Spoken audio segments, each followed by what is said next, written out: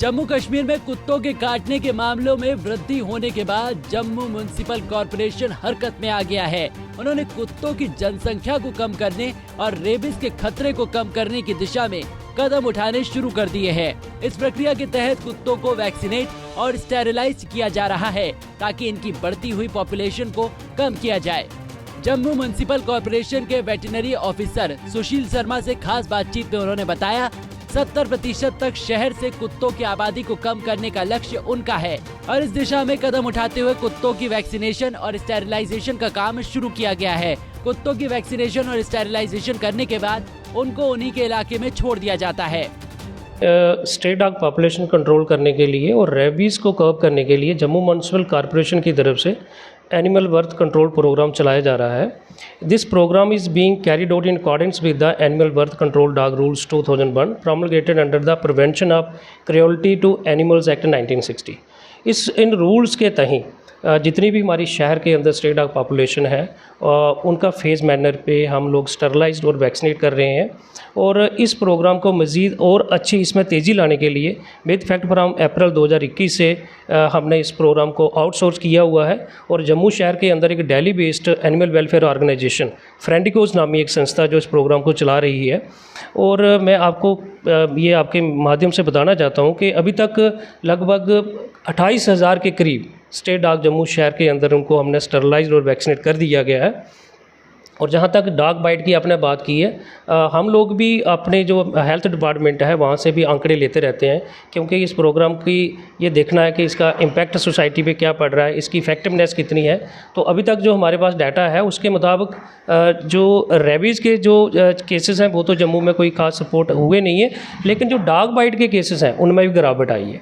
Dog bite तब होता है जब जैसे ब्रीडिंग सीज़न आता है। जब ब्रीडिंग सीज़न आता है तो ये डॉग हमें झुंड की तादाद में अपने बाहर हमें रोड्स के ऊपर देखने को मिलते हैं।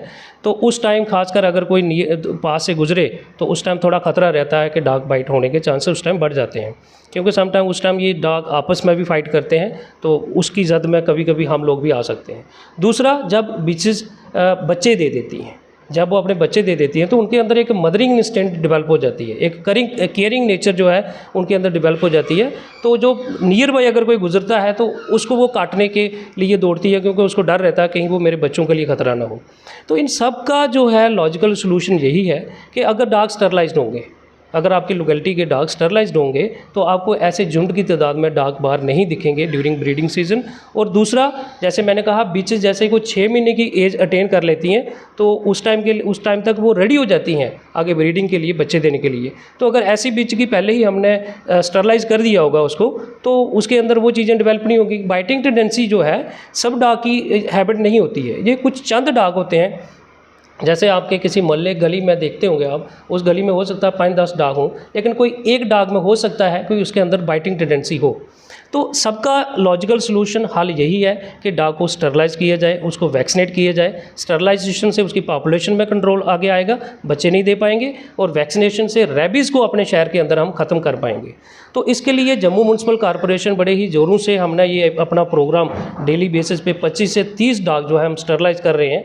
वार्ड वाइज रोस्टर इसमें हमने फ्रेम किया हुआ होता है और डेली वार्ड वाइज कैचिंग होती है। कैच करके डॉग अपने सेंटर पे लाए जाते हैं और ओवरनाइट एक उनको रेस्ट देने के बाद नेक्स्ट डे उनकी सर्जरीज कंडक्ट की जाती हैं, जैसे स्पेइंग या न्यूट्रिंग बोलते हैं, चाहे वो मेल डॉग हो या फीमेल डॉग हो। सर्जरी करने के बाद मिनिमम 2 to 3 डेज़ उनको पोस्ट ऑपरेटिव केयर के लिए रखा जाता है, फिट हो जाते हैं। साथ में ही उनको रेबीज़ वैक्सीनेशन का एक डोज दिया जाता है। And after giving these things they shall be relocated in the same locality जहाँ से उनको हमने कैच किया होता है, पकड़ा होता है।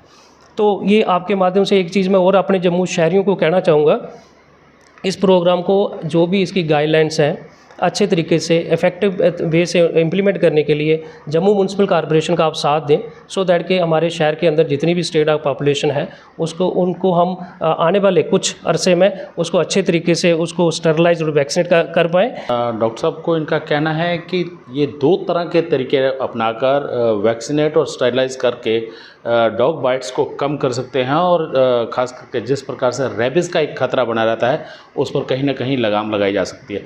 रविंद्र कुमार श्रीवास्तव, पंजाब केसरी, जम्मू।